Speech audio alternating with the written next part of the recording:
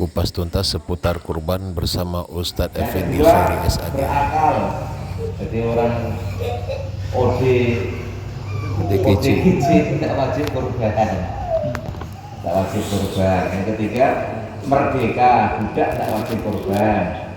Kemudian rosyidnya itu maksudnya berakal. Kemudian orangnya mampu. Ini pendapat mazhab Syafi'i. Berarti kalau anak bayi, anak kecil masuk balik enggak? Belum. Belum. Kalau diniatkan korban boleh enggak? Boleh. Boleh. Itu ada perbedaan ulama, ada yang membolehkan, ada yang tidak. Jadi silakan ikut aja. Berarti membolehkan bayi yang lahir diniatkan korban, ulama lain membolehkan. Anak semua dah korban, bapak dah korban, cucu diniatkan korban, boleh. Ini perbedaan ulama, ada yang membolehkan, ada yang tidak. Ini tambahan. Yang dimaksud mampu, tapi di sini ada, di seluas anak bayi kecil diniatkan korban ada. Ada enggak? Anak umur 2 tahun, 3 tahun, namanya ada. Ada. Banyak. Boleh. Jadi itu pendapat ulama yang membolehkan. Yang dimaksud mampu di sini adalah orang yang punya harta yang cukup untuk membeli binatang tersebut, binatang korban, di mana harta tersebut telah melebihi keperluan untuk dirinya dan orang yang wajib dia nafkahi selama hari raya dan 3 hari tasyrik. Itu batasan mampu dalam kurban. Dia bisa beli hewan dan bisa beri nafkah selama 4 hari keluarganya. Itu mampu. Kita mampu sampai ini. Kalau kambing mulai 3 juta ngasih makan keluarga palinglah 3 hari itu 500, kok uangnya 10 juta, berarti dia itu kan mampu menurut mazhab Imam Syafi'i. Tapi karena mentok lagi dan hukumnya sunnah akad, dia hitungan mampu itu di sini. Hitungan mampu itu dia bisa makan, kemudian yaitu bisa dinafkah keluarganya selama 3 hari. Hanya saja seandainya dari keluarga kita sudah ada yang salah satu yang berkorban, maka anjuran berkorban sudah gugur untuk lainnya, karena pada dasarnya berkorban hukumnya adalah sunnah kifayah untuk setiap satu keluarga. Sunnah kifayah maksudnya kalau satu keluarga ada 7 orang, bapak ibu 2, anaknya 5, kok salah satu sudah ada korban, gugur satu keluarga. Makanya orang korban itu kan tahun lalu udah bapaknya gantian, tahun ini umak dalaka, tahun depan berarti abang yang kue ya. Karena satu orang dah korban, lainnya sudah gugur. Ada yang tanya? Poin ini ada babnya nanti. Tadi kan dikatakan kalau misalkan objek yang katanya mau dikurbankan kan aja, tapi ini untuk kurban kan. Kalau misalkan sekarang, kalau anak saya lahir, kambing ini mau saya kurbankan, misalkan gitu gimana? Dia kan 2 jadi. Sementara misalkan kambingnya misalkan mati, nah, gitu gimana? Kambing ini saya, kalau anak saya laki-laki lahir, misalkan lahir laki-laki, kambing ini saya kurbankan aja. terus Nah, jadi misalnya seandainya kambingnya mati itu bagaimana? ganti, ulama ganti. Wajib. Nah, kalau tadi kan objeknya satu dan ini subjek. Iya. Kalau objek dengan objek bergabung, maka harus tetap diusahakan. Begitu ya. Nah, tidak gitu. Biasanya itu sebenarnya korbannya sunnah, tapi ketika diniatkan nazar jadi wajib. Jadi perkara jadi wajib ketika dinadarkan. Kalau tidak ada nadar, hukumnya itu menjadi sunnah. Seperti itulah sama ini Pak. Kalau bab nadar, tidak hanya kurban ya, termasuk umroh. Umroh ini kan sunnah ya, tapi jadi wajib kalau dinadarkan. Termasuk puasa. Puasa itu kan sunnah selain Ramadan. Tapi kalau dia kemudian nazar, contohnya saya kalau ngelamar dia tuh diterima, saya puasa 3 hari itu. Saya nazar maka jadi wajib hukumnya. Lah tiba-tiba kok ditolak, jadi nadarnya gagal. Jadi gagal. Perkara yang mubah dan perkara yang sunnah itu nadar boleh, kecuali nadar perkara haram. Itu nanti mau nade perang antar kampung, jadi saya nadar motong sapi. Makanya kan, ini kan nadar nih, saya nadar motong sapi kalau terjadi perang kampung. Nadar yang maksiat seperti ini tidak wajib ditunaikan. Tidak wajib ditunaikan. Kalau pesan nomor, kalau keluar nomornya namanya Barang maksiat semua. Maksiat gitu. Maksiat. Termasuk wasiat duit itu kan polahkan biliar ya. Biliar kan rata-rata hubungannya malah lalai orang kan, lalai dari sholat, dari ibadah. Walaupun niatan olahraga tadi, tapi banyak lalainya, maka tidak usah ditunaikan.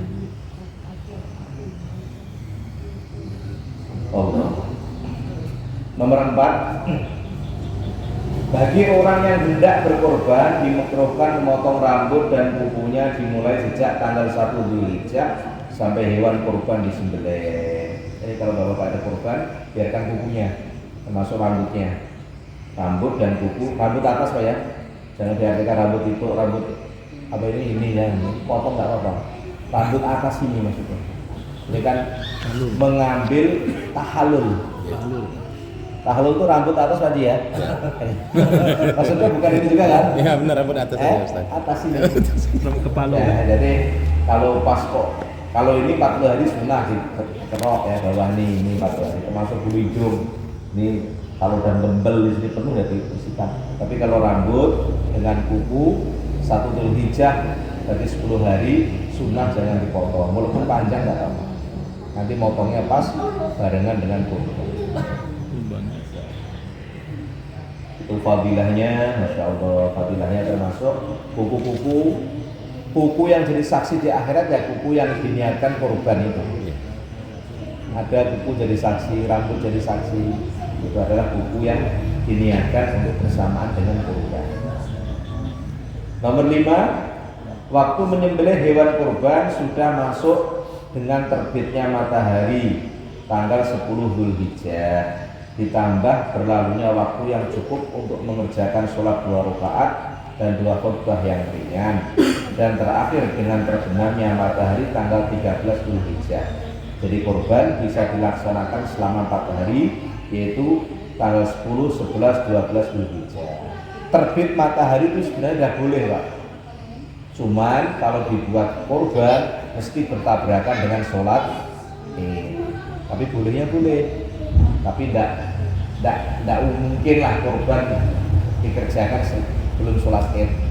Secara umum dikerjakan selepas sholat id, dan 3 hari selepas id yaitu hari tasyrik, baik siang, malam, subuh boleh sampai terbenam matahari di hari tasyrik, sampai terakhir apa itu imam takbir waktu maghrib itu takbir selepas sholat tuh tadi sunahkan tuh. Di sini dibuat Pak Haji? Ya. Itu selesai maghrib itu berarti selesai kurban. Kalau kok masih ada orang ketinggalan kurban tanggal 15 ya, berarti kita hitung kurban sedekah. Jadinya sedekah hitungnya, tidak lagi kurban. Contohnya sapi pas kurban tuh lepas sebenarnya kan ya, lepas atau ketemu tanggal 16 ya, akhirnya potong lah, jadi jadinya sedekah. Sedekah lebih longgar lagi pemberiannya, terserah, lebih longgar. Kalau yang lepas seperti itu pasti diganti. Ya, kalau yang kurban tadi kok nadar wajib diganti. Tapi kalau dia ngambil hukum yang sunnah, maka boleh ulama mengatakan kalau kelalaian panitia ganti. Iya, panitia. Kalau panitia lalai betul ya, namanya, dan diserahkan tiba-tiba yang rokok dan diikat namanya kan, berarti lalai ini, berarti ya wajib ganti Pak. Ganti panitia. Tapi kalau sudah diikat betul, dianu betul, tahu curi Pak, curi, maka diomongkan dengan yang korban. Ini barangnya sudah kita gebok, pagarnya semua ada gebok, tahu dicuri maling. Ini korbannya gimana Pak? Pak gimana Pak ya? Saya niat, duit tidak ada. Gimana kalau duitnya itu beli lagi, tapi Bapak Yang panitia yang serahkan harus tanggung jawab bapak. Bapak ganti setengahnya lah. Oh iya, oke, bapak tahu. Panitia tidak ikut korban, tapi mengganti niatnya tetap orang yang korban. Karena dari diserahkan oleh panitia. Tergantung musyawarah. Di sini ada kejadian ya. Alhamdulillah belum Pak. Belum ada kejadian Pak. Kalau lepas ada. Lepas ada, cuman dapat. Sapi itu kan beda-beda ya. Ada yang sapi berkelakuan baik, ada yang berkelakuan buruk. Jadi waktu dikorbankan itu ada yang memang Masya Allah, ada yang manut. Nomor 6, kurban harus dengan binatang dari jenis unta, sapi, kerbau, dan kambing dengan semua jenisnya. Yakni dengan menyembelih dan mengalirkan darah. Maka tidak sah kurban dengan kuda, kijang, ayam ataupun dengan membagi-bagikan uang. Jadi binatang yang telah dinas oleh Nabi dan Al-Quran untuk kurban itu unta, kalau sapi, kemudian kerbau dalam hadis ya, kerbau, kambing dengan semua jenisnya. Selain binatang itu tidak boleh untuk kurban, termasuk kuda. Kuda itu tidak boleh untuk kurban. Kenapa? Sebagian ulama mengatakan karena kuda itu berhubungan dengan perjuangan. Nah, kalau kuda nanti disembelih, akhirnya mengurangi perjuangan. Orang zaman dulu kan perjuangan dengan kuda. Karena kuda enggak. Kalau kuda orang ngasih pas hari raya kurban untuk dipotong, terima disembelih. Tapi hitungnya sodakoh, tidak kurban. Jadi hitungnya sodakoh.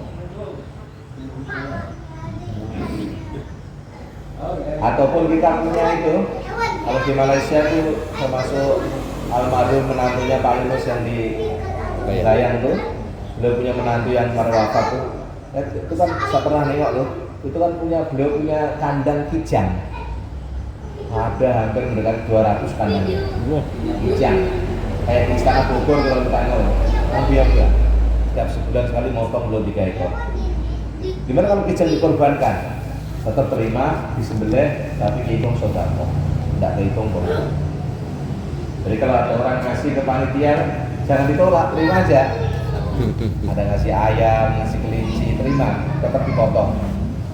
Niatnya untuk sedekah.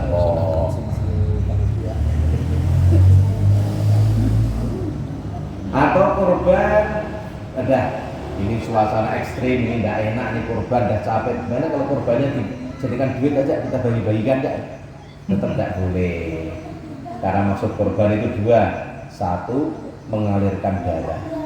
Yang kedua, segmennya kurban itu sebenarnya 3 utama itu. Segmennya itu, 1 orang fakir, 2 orang miskin, yang ketiga keluarga yang kurban itu dapat daging. Segmen awal.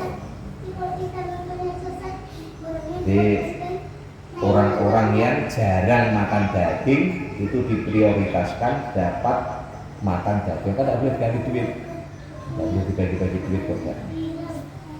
Maka di Arab Saudi daging-daging tetap disembelih, kemudian dipasteurisasi aja, ditaruh dalam kaleng, terus dibuat kayak sarden tuh, baru dikirimkan ke lebaran. Masalah konsumsi terlambat tidak apa-apa, yang penting potongnya pas tetap 4 hari ini. Masalah distribusinya sampainya tas tahun tidak masalah. Yang penting nyembelihnya tetap 1 hari raya dan 3 hari tasrik itu kurban. Kemudian 7, binatang yang kurban harus cukup umur 1. Jenis unta harus sudah umur 5 tahun sempurna. Ini hitungan Komariah ya, hitungan kalender Islam. Jadi kalender Islam itu dengan kalender Masehi itu lebih cepat kalender Islam. Jadi kalau orang mau hitung Masehi berarti cukup 5 tahunnya Masehi, 5 tahunnya Masehi itu sudah melebihi 5 tahunnya Hijriah. Jadi kalau saya sekarang lahir tahun 78, kalau itu Masehi itu kan berarti umurnya 45 45. 46. Ini kalau Mas Hijriah mungkin udah 47 atau 48. Dan nanti kok takdirnya umur saya pamannya di Lauhul Mahfuz kok umur 70 tahun mati, berarti mungkin hitungan Indonesia itu 67 tahun mati.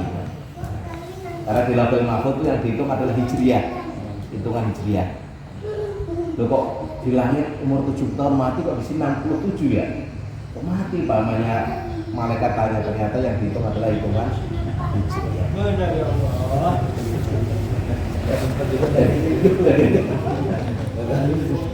Jadi lebih cepat tanya, lebih cepat itu. Jadi lebih cepat Hijriah lebih cepat. Allah.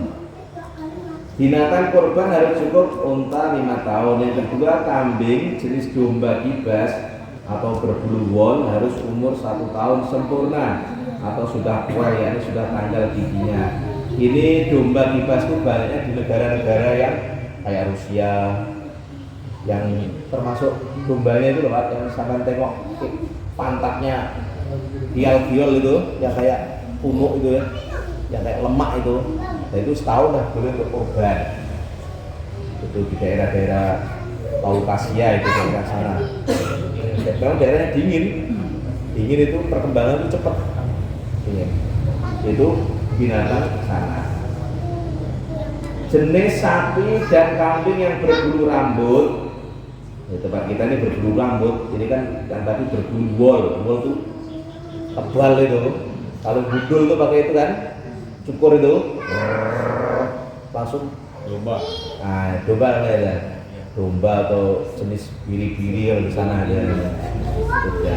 Nah itu setahun dah boleh untuk kurban. Tapi kalau berbulu rambut seperti kambing Jawa, etawa dan sejenisnya harus sudah umur 2 tahun. Tetapi sebagian ulama ada yang membolehkan kurang 2 tahun dengan syarat giginya sudah kowel 1,7 bulan. Kalau giginya tanggal boleh dikorban, walaupun belum cukup 2 tahun. Kambing kita di sini kambing kacang, di sini udah dia kacang, kambing Etawa. Kacang dan etawa. Kalau jenis gua tuh udah ada, karena itu kan Allah ceritakan hikmahnya bulunya itu daerah-daerah yang dingin suhunya, hikmahnya itu setahun udah boleh untuk kurban. Nomor 8, tidak ada cacat pada binatang yang bisa mengurangi dagingnya atau bagian yang biasa dimakan. Contohnya misal sangat kurus, ini termasuk tidak sah untuk kurban. Sangat kurus itu sampai tulangnya apa itu? Anak lah ya, sampai tulangnya. Allah. Jadi dulu pernah kejadian kami waktu di Balul ya, yang dari Pemda dulu ya. Pas ini tidak pernah dapat ya. Belum. Dari Pemda tuh masya Allah. Waktu di Sebalu pertama korban itu dari Pemda tuh semua tulangnya itu nongol loh, tulang-tulangnya. Gimana itu hukumnya? Secara fikih, karena itu Pemda kan mau dikembalikan, akhirnya dipotong. Maka hukumnya jadi sodakohnya Pemda. Karena kurus, lemak udah ada, memang dipotong kecil betul. Yang kedua, pincang yang tampak jelas, pincang bawaan. Kalau binatangnya pincang gara-gara kesleo, sah untuk kurban. Dalam transport perjalanan pamannya kakinya apa itu, pelompaknya itu semangat atau selauk, nah itu sah untuk kurban. Pincang bawaan, jalannya jedil, nah ya, jalannya itu memang singkat ya, nah, itu berarti tidak sah untuk kurban. Kudisen juga tidak sah untuk kurban. Bagaimana nampak kudisen itu Pak?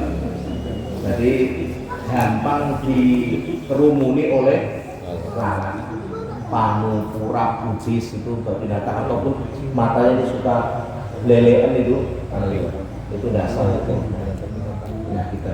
Belekan mata. Memang ya Matanya belekan. sesuai medis Pak ya, korban itu sesuai medis ternyata. Makanya kalau korban dimasukkan ke medis tetap ditolak ini penyakit kulit tuh. Kalau patah kakinya sampai nggak bisa berdiri itu. Ulama mas, patahnya gara-gara tadi transport. Ulama masih bolehkan untuk dipotong.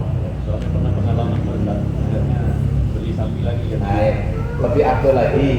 Nah, lebih afdol. Kalau beli lagi lebih bagus. Cuman kalau sudah tidak ada, ikut pendapat yang membolehkan.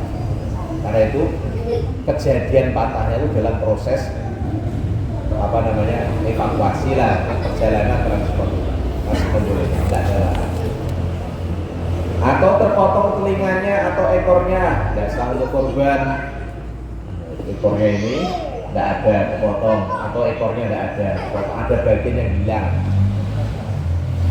Nah, kalau sudah seperti ini, panitia ngomong, Pak, binatang bapak ini urusan, tidak cukup untuk korban. Ini ekornya ini sudah kepotong, tidak boleh untuk korban, ini tidak sah. Kok orang yang ngotot, udah lah Pak, tidak apa-apa lah, korbankan saja. Maka boleh dipotong, akhirnya jadi sodako, tidak dihitung korban. Ini sodako. Nah ini kalau sodako boleh dipisah. Nah ini boleh nanti dikasihkan tanda yang tidak Islam, boleh. Jadi yang sodako tadi. Jadi penggunaannya kalau lebih fleksibel betul kalau yang sodako. Jadi kalau orangnya ngotot ya harus beritahu Pak. Jangan beritahu. Tetap panitia ngasih tahu, cari yang terbaik untuk korban. Tapi kalau dia ngotot dah tidak apa-apa lah. Berarti dihitung sodako. Kemudian adapun jikalau binatang tersebut dikebiri itu berarti jalan apa itu urat apa itu yang di kemauannya ya dia diikat ya, kebiri itu diikat ya. Iya. Diikat, ada yang pakai potong, ada yang diikat. Kalau potong berarti Bijinya itu. Iya. kayak kebiri itu kan itu gemuk. Kalau kebiri itu ulama masih membolehkan. Jika binatangnya tersebut dikebiri atau robek telinganya, dipotong telurnya atau tanduknya, maka hal ini tidak mengapa untuk dikorbankan. Masih dibolehkan kalau tadi. Banyak juga yang tidak membolehkan ya Ustaz. Ya, ini makanya ini ada khilafiyah. Mazhab Syafi'i boleh, tapi mazhab lain termasuk kebiri tidak boleh. Mazhab lain itu kebiri pokoknya sempurna korban, jantan betul. Mazhab lain aja betina tidak boleh, mazhab Syafi'i betina boleh korban. Mazhab lain harus jantan karena tunggangan di akhirat harus jantan. Kalau tunggangan betina kan repot, harus jantan.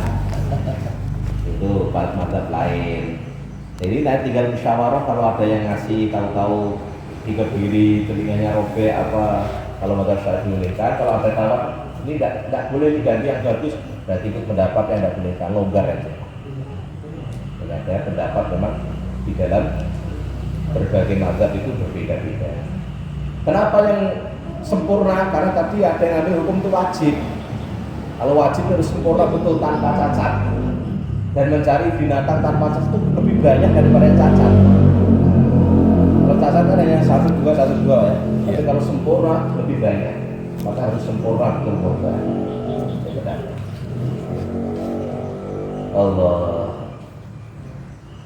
9 seekor kambing hanya boleh untuk satu orang saja, tidak boleh untuk satu keluarga.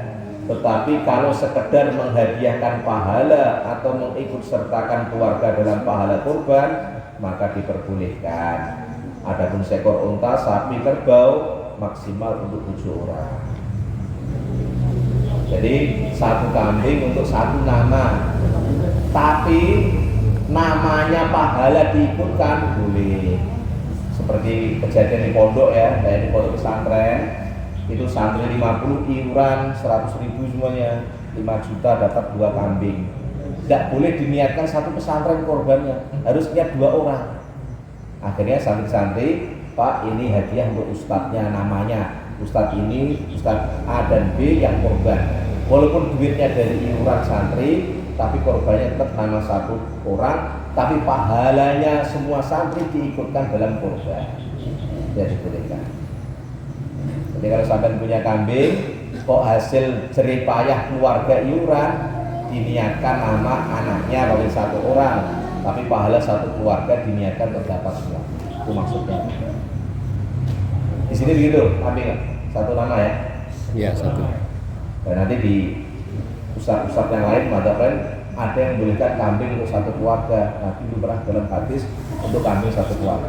Tapi madzhab Syafi'i maksudnya satu keluarga itu adalah pahalanya. Namanya itu satu orang. Karena hadis lain mengatakan kambing itu satu orang.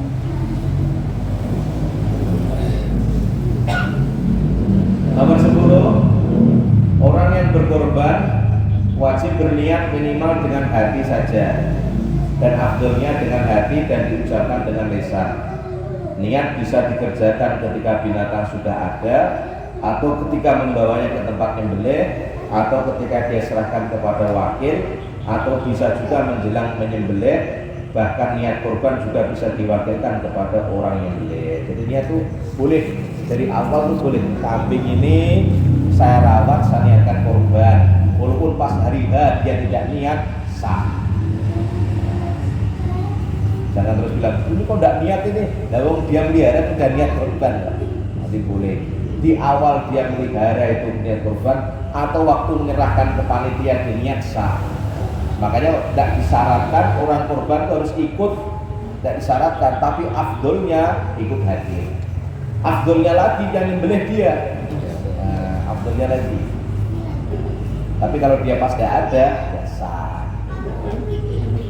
Kalau di sini gimana? Orangnya hadir. Hadir. Tengok. Iya. Nyembelih sendiri. Iya. Yang ada juga gagah nengok darah takut ya, ada juga.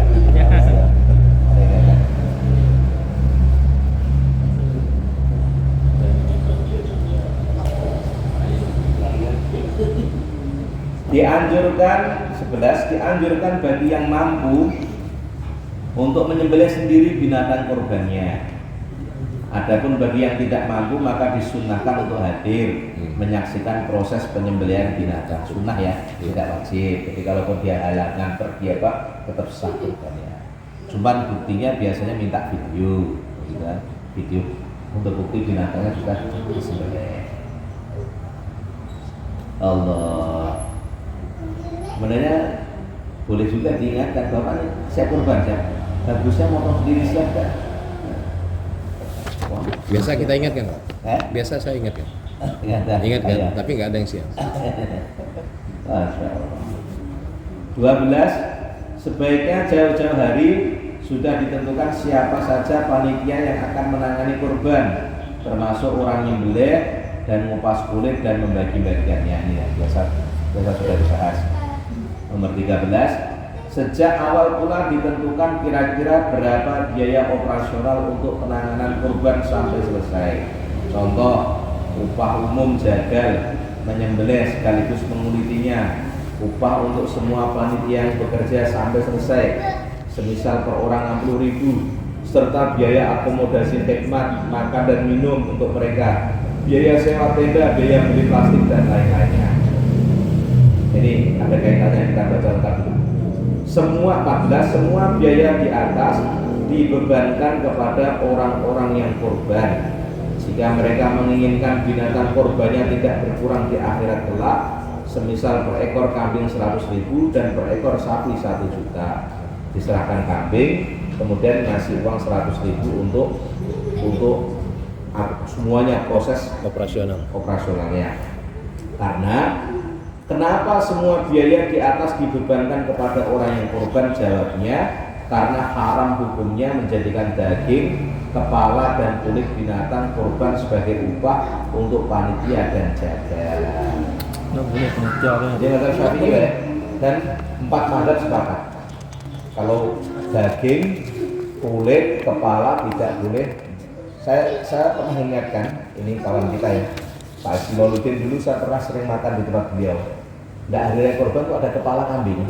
Pak Haji, banyak stok kepala. Itu Pak Ustadz, upah saya motong dulu. Saya kan, terus saya ingatkan Pak Haji, secara fikih itu sebenarnya orang motong tidak dapat upah kepala. Terus ingat, sampai sekarang tidak ada lagi daging kambing. Karena ini memang dalam kitab mazhab Syafi'i tidak boleh upah orang yang jagal maupun panitia itu diambilkan dari barang-barang kurban tadi. Misalnya, ini dilanjutkan ya poinnya. Ayo. Nah, lanjutkan nomor 4. Jadi tradisi memberikan kulit kepala atau kepala kepada sebagai upah untuk jagal dan memberikan 2 bagian untuk panitia, 1 bagian karena dia sebagai warga tempat dan 1 bagian lagi sebagai imbalan atas kerja, maka itu tidak dibenarkan berdasarkan nas secara tegas dari Nabi.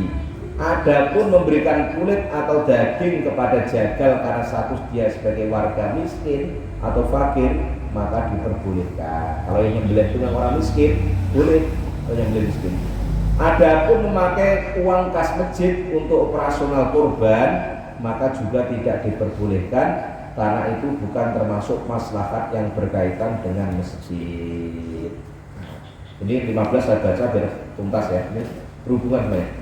Nomor 15, posisi panitia adalah wakil dan bekerja dari orang-orang yang korban. Maka bagus kalau cara pembagian korban dimusyawarahkan dengan orang-orang yang berkorban, kecuali kalau orang-orang yang berkorban pasrah total kepada panitia atau tokoh agama setempat.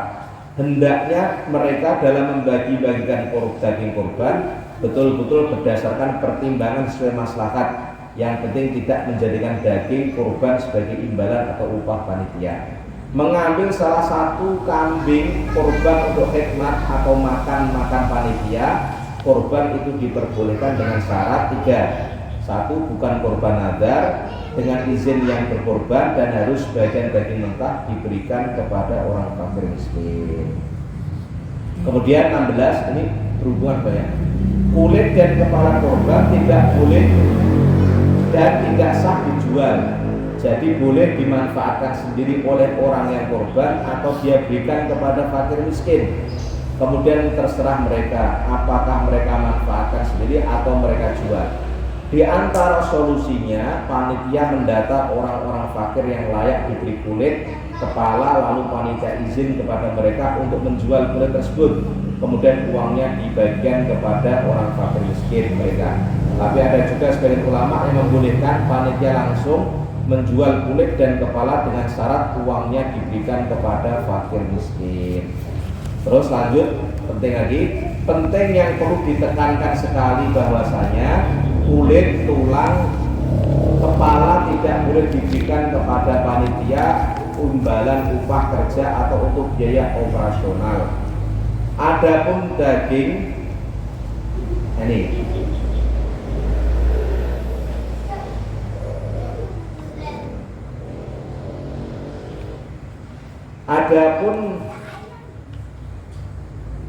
daging kurban yang wajib nadar hanya boleh diberikan kepada fakir miskin saja. Adapun daging kurban sunnah maka boleh dibagikan kepada fakir miskin sebagai hak milik mereka dan juga diberikan kepada orang kaya atau orang berkecukupan sekedar hadiah atau hidangan hari raya.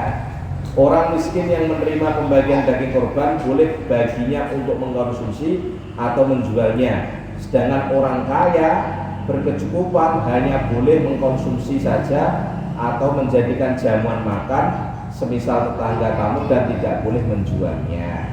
Daging kurban wajib nadar tidak boleh dicampur dengan daging kurban sunnah. Jadi jika ada 7 orang korban sapi dan salah satunya korban nadar, maka hukum kurbannya sah. Kemudian 1/7 dagingnya diwajib disisihkan baginya untuk fakir miskin saja. Nah ini bab tentang kulit daging sapi. Nah ini banyak kejadian Pak. Nah solusinya bagaimana? Solusinya itu ini panitia sudah kerja hari-hari dari pagi sampai sore, masa dapat 1 kresek ya? Paling sekresek, ini sekresek. Mending tidur di rumah ya, dapatkan dikirim. Maka solusinya gimana? Karena ngambil lebih itu tidak boleh.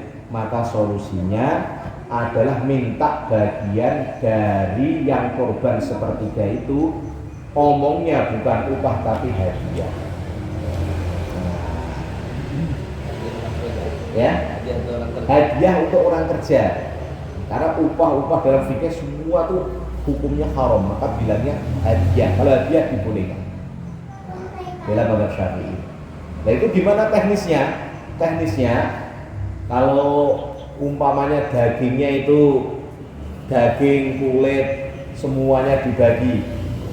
Dagingnya dapat, dagingnya 60 kilo, 20 kilonya untuk bagian orang korban ya. Nah, tulangnya gitu juga, kemudian kulitnya gitu juga, sepertiganya. Nah, barang yang untuk korban inilah panitia ngomong, Pak, ini sebagian hadiahkan untuk yang kerja, bukan upah, hadiah. Nah, maka panitia boleh mengambilkan tas seperberapanya, kulitnya, dagingnya. Kalau dia bilang yang punya, kalau bapak tulang kulitnya kasihkan mereka gimana tuh hadiah? Oh boleh, kasihkan aja. Saya ambil dagingnya sedikit aja, itu boleh. Ini wajib, Ustaz, ya, wajib ijab dengan yang si pekorban ini ya. Kalau sudah diserahkan kita ngatur. Tapi bilangnya kepada orang-orang itu jangan upah. Dan kita ngomongkan yang korban harus ngomong begitu juga. Jadi sebenarnya mereka itu yang kerja-kerja itu yang ngupah itu yang korban bapak-bapak ini. Gimana bapak-bapak mau ngasih duit atau diambilkan hadiah dari barang yang bagian bapak? Oh bagian saya aja lah, bagi boleh. Jadi sebenarnya itu hanya kosakata aja, ya kan? Selama ini kan tahunya upahnya orang kalau dipunya. Sementara dalam fikih upah untuk orang yang panitia itu hukumnya haram, ngambil daging, kulit, kepala semuanya tidak boleh. Ustaz, Ya. maaf Ustaz, Nah, boleh bertanya Ustaz? boleh. Poin ini. Sesuai dengan yang dibahas Ustaz tadi, Nah, ada yang mengatakan sebaiknya orang yang berkorban itu yang kerja itu orang yang berkorban. nah, Jadi untuk menghindari tadi dari mengupah, itu Ah. ada ke dalam mazhab Syafi'i itu. Ustaz. kalau dia jadi panitia bagus lagi boleh. Nah, boleh dia jadi korban plus pekerja boleh lah. Jadi maksudnya hak orang kerja itu memang dihargai dalam korban. Nah, selama ini kenapa orang yang jadi panitia kadang-kadang jadi iri orang lain karena haknya orang fakir miskin itu keambil oleh panitia. Nah, panitia tidak diberi solusi. Nah, solusinya bagaimana? Yang korban inilah sepertiga itu haknya dikasih hadiahkan untuk orang yang kerja. Nah, kalau di sini gimana? Kita tanya di sini dulu. Ini kan bukan penyempurnaan ini kan Pak. Nah, jadi seandainya sepertiganya tadi kok tulangnya tidak mau ngambil, sudah saya hadiahkan semuanya untuk panitia. Berarti panitia dapat dari hadiah yang korban. Dari yang korban. Mau dikasih tulangnya, kulitnya, mau ambil daging. Memang sebaik-baiknya korban kan tidak ngambil ya. Sebaik-baiknya. Cuman kalau ngambil diperbolehkan. Lah, diperbolehkan itu ulama nyampaikan sekedar untuk hidangan makan aja, tidak sampai disimpan di freezer. Nah itu Pak. Karena segmennya korban ini orang fakir miskin. Nah itu kalau mau diikutkan di dalam mazhab Imam Syafi'i. Kalau di kota-kota kayak di Jakarta memang upah semuanya. Upah dan kulit perut itu dikasihkan hadiah untuk panitia. Kayak di tempat adik saya Jakarta itu pondok pesantren, santrinya 45, dapat sapi 7 ekor. Masjid karena lagi 5 ekor, tidak terurus. Perutnya akhirnya tidak terurus, dipotong terus dibuang. Kulitnya gitu juga akhirnya dikasihkan pondok. Pondok ini termasuk orang-orang yang tidak mampu katakanlah itu dikasihkan pondok. Pondok pun akhirnya dijual duitnya untuk mereka. Yang penting tidak panitia. Nah, panitia dapat lebih dari mana? Sepertiga yang dari korban. Tinggal akotnya nanti panitia dengan yang korban itu diomongkan.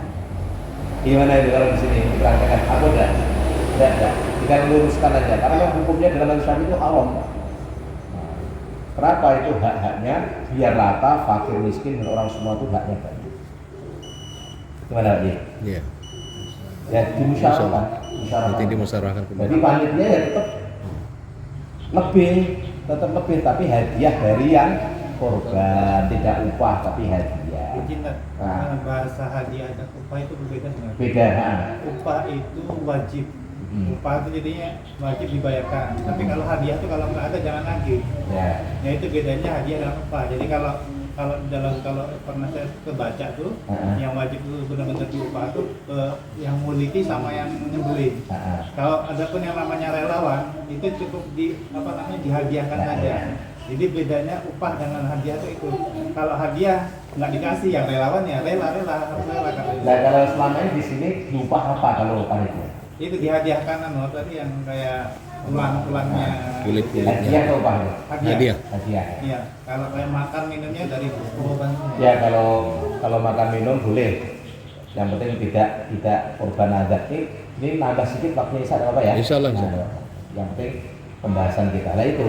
Maka solusi ini kan solusi itu dihadiahkan. Makanya boleh upahnya itu wujud duit boleh, tidak daging itu boleh. Lah kalau namanya hadiah berarti tidak baku, boleh juga banyak, boleh juga sedikit. Namanya hadiah. Nah kalau upah memang ditentukan, silakan yang korban Pak ini capek-capek mereka dikasih duit aja mana 150 ya boleh lah upah. Kalau panitia dikasih upah plus hadiah boleh juga. Boleh lagi lah, boleh lagi, malah bagus lagi. Cuma kan yang jadi masalah di kampung, kalau di kota enggak ya, di kampung kan orang gini nyaman lalu jadi panitia boleh tak dapat upah duit, tantangannya banyak lagi kan. Itu yang kadang-kadang padahal panitia itu hari-hari juga makan daging. Nah, sering makan daging, kalau seminggu sekali lah makan. Nah, orang fakir miskin kan jarang makan daging.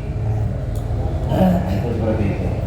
Karena orang yang korban itu kan hukumnya ngambil tuh boleh, tidak ngambil pun lebih afdol. Tidak ngambil itu lebih afdol. Kalaupun ngambil sekedar untuk hidangan ya. Nah kalau di sini berarti di akad diperbarui akad aja. Iya, akad. Nah, sudah tinggal kosakata ya kan? Nah, kosakata diperbarui. Jadi nanti bapak yang korban diomongi Pak, ini panitia capek-capek mereka. Kalau yang ini dihadiahkan oleh Allah, berarti jangan bilang upah. Kalau pengen upah mengasih duit atau silakan. Mana yang lebih itu? Oh yang korban itu Ya, udah jadi kalau di sini tuh yang korban tuh yang jadi panitia. Oh malah bagus lagi ada yang seperti itu. Bang Robi jadi panitia. Bang Alan yang korban jadi panitia. Ada dua solusinya tadi, panitia boleh jual kulit, boleh jual kepala, boleh jual isi perut, tapi kulitnya diberikan kepada fakir miskin, bukan untuk dibagi-bagi oleh panitia. Kalau fakir jangan, kalau di kota praktis begini memang biasa tukang jagal data, apa itu tukang kerupuk apa namanya, padang tuh, kulit jangek, datang biasanya dekat.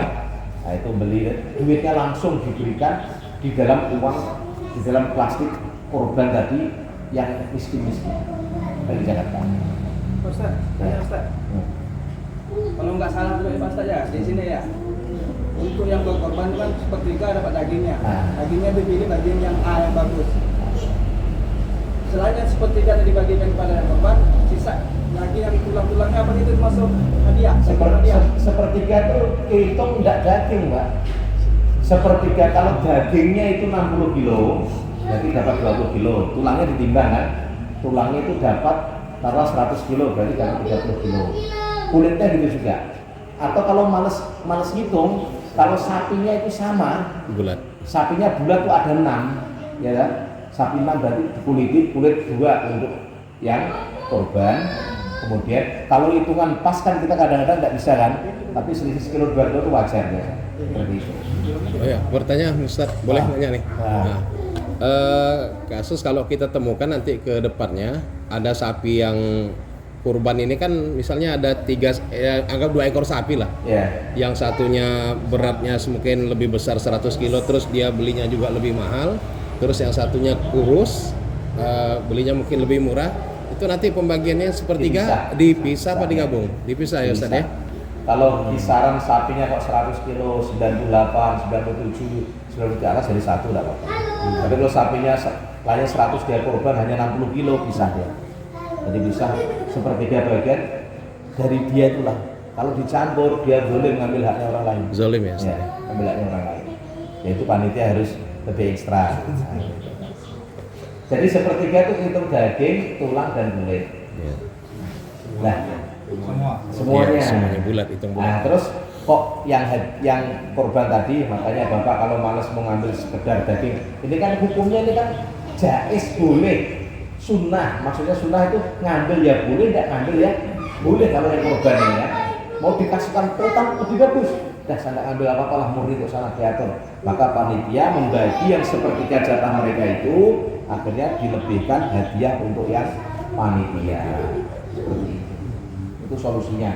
Karena kalau ini satu kantong upahnya orang panitia satu tidak boleh. Kalau yang nggak bisa dicacah Ustadz gimana? Kayak kaki itu kan nggak bisa dicacah itu lagi, mau dihancurin itu.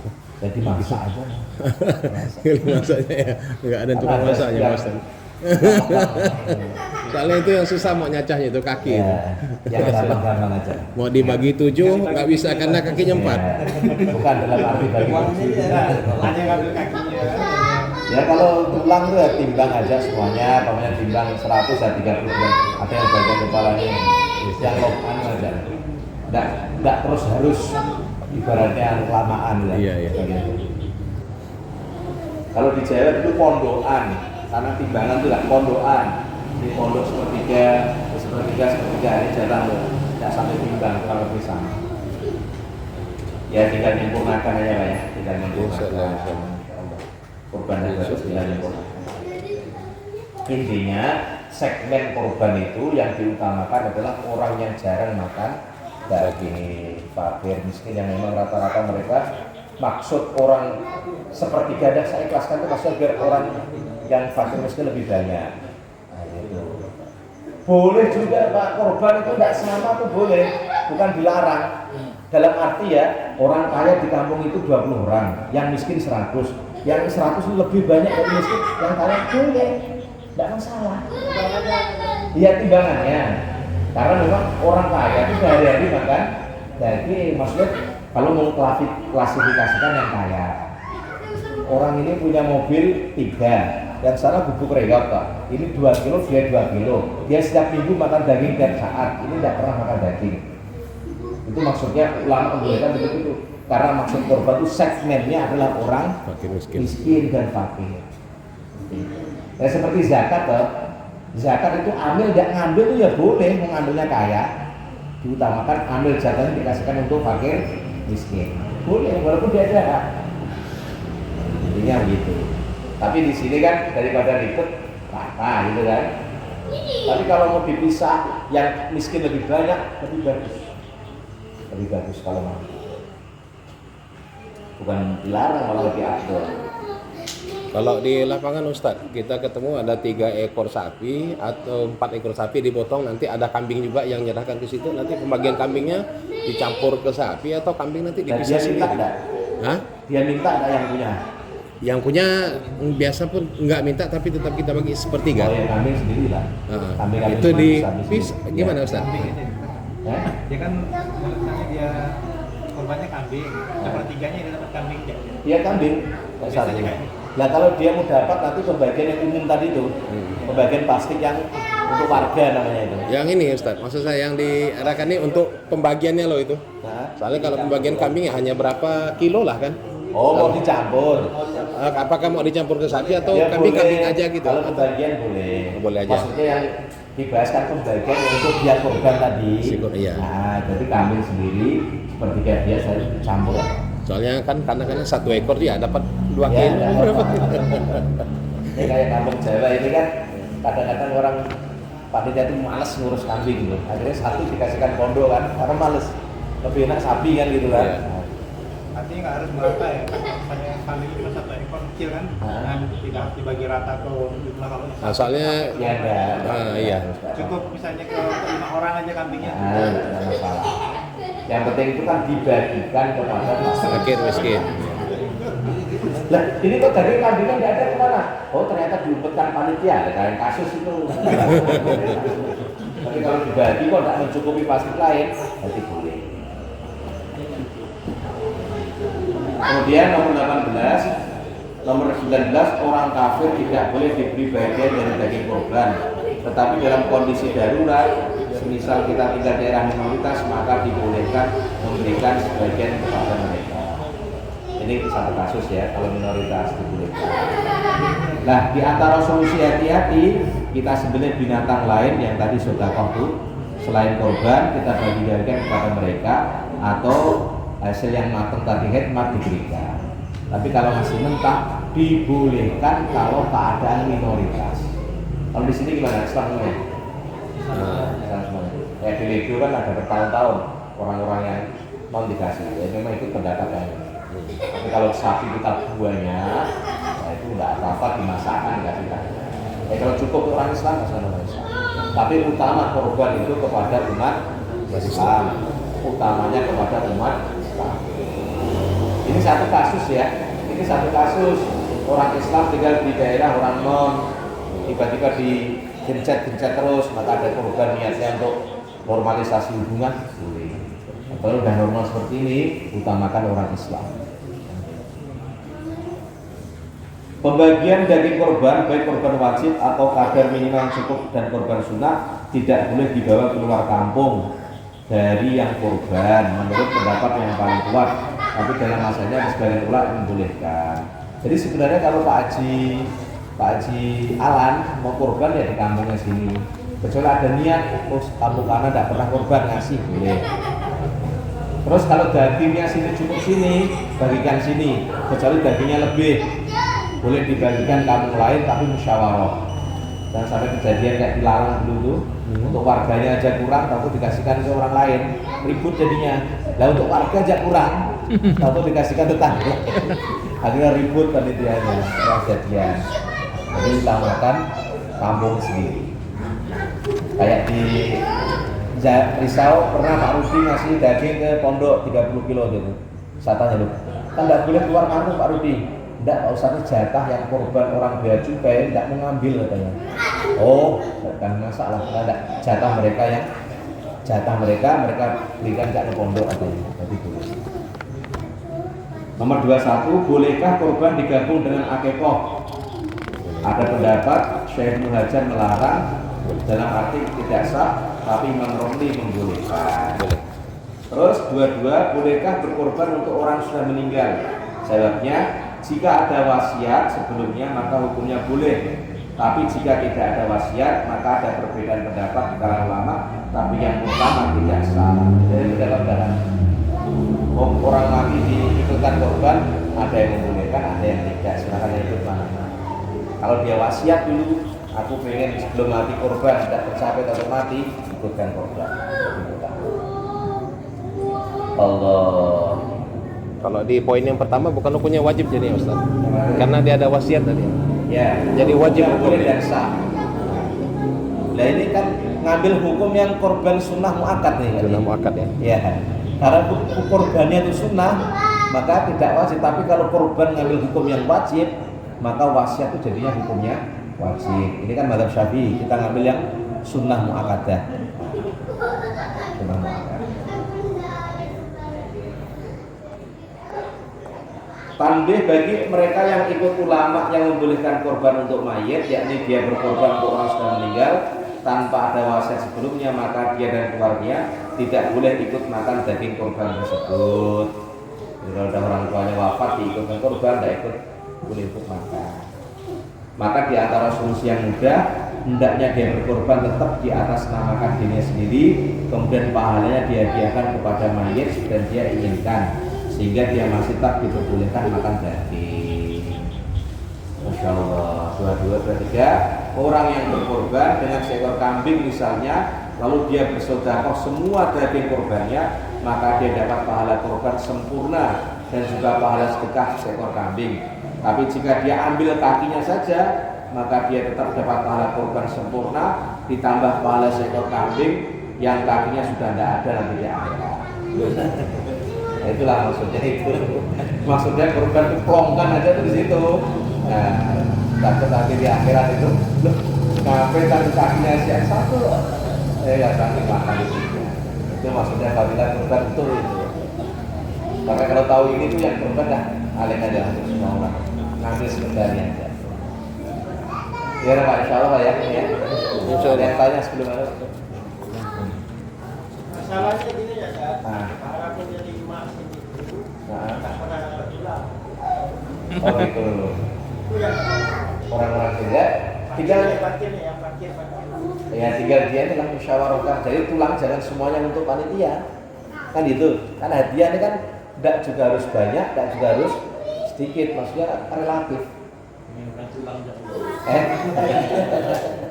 Ya, mungkin pikir ngampak ya. Ya tinggal disempurnakan lah nanti ya. Kalau di kampung Jawa kan semuanya lingkit apa habis tuh?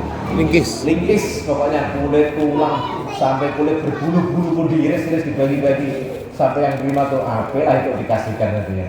Sampai gini ya Pak. Karena kan iris-iris kan tulang berapa. Yang abdul tuh begitu semuanya bagian. Tapi kalau nggak bisa diolah itu malah jadi hukumnya haram kan? Mana? Kalau yang dibagikan Barang yang dipotong kayak misalnya kulit dipotong-potong sampai nggak bisa diolah itu, kalau dikasihkan ke orang yang nggak bisa olah sampai itu jadi hukumnya haram kan? Oh, dia ada solusi. Kalau sudah dikasihkan kepada orang, dia solusi itu kan hak dia. Mau dia jual ya halal, mau dia sedekahkan ke anjing ya halal. Ya kan, kalau dia tidak bisa olah, paling nyaman ya sedekahkan aja kepada binatang. Boleh sedekah kepada binatang ketika manusia tidak bisa konsumsi lagi, itu boleh. Jadi kalau kita makanan kita di rumah itu sisa ya, banyak itu dikasihkan tanda tidak nyaman, kasihkan ayam, niatnya sedekah kepada binatang. Itu dibolehkan. Itu kan pendapat yang di luar mazhab Syafi'i. Yang kita bahas mazhab Syafi'i itu, jadi diberikan, adapun dia nerima tidak bisa ngapa-ngapa atau dijadikan jimat ke anak, bapaknya kan dia apa itu digantung, apa lah kau kantong gantung, aku tuh menang tuh, tidak bisa masak tuh, kalau itu tidak bisa tapi dia lah. Jadi kalau sudah diberikan kepada orang nerima, mau dijual boleh, mau dikasihkan orang boleh, dikasihkan orang non muslim boleh, atau dikasihkan peliharaan ini boleh, terserah dia kalau sudah pilih diberikan. Nah kalau ngambil kalau di sini masak juga ya dari daging? Tidak pernah.